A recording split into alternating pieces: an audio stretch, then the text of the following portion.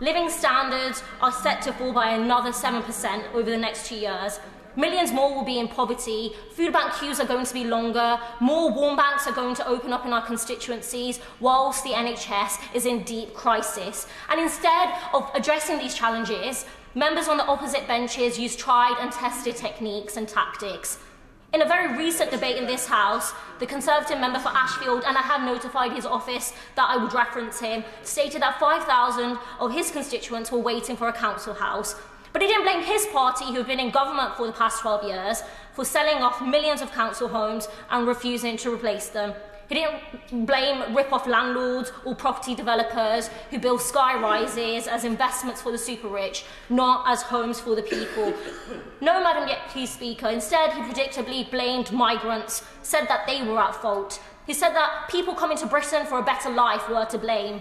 And he's not the only one.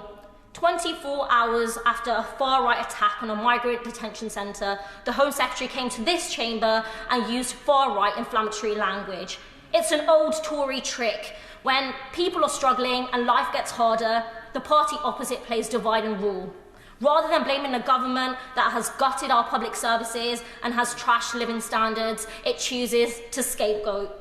But Madam Deputy Speaker, there is another way, and workers are showing us it.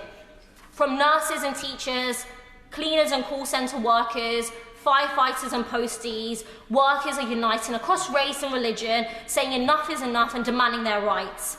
And Madam Deputy Speaker, going on strike is actually a very difficult decision. And I'd like to finish this speech by giving my solidarity to all workers who are standing up for their rights, but especially to our nurses who, for the first time in the Royal College of Nursing's 106-year history, have voted to go on strike, demanding fair pay and the restoration of a properly funded, truly public health service. Victory to the nurses and to all workers.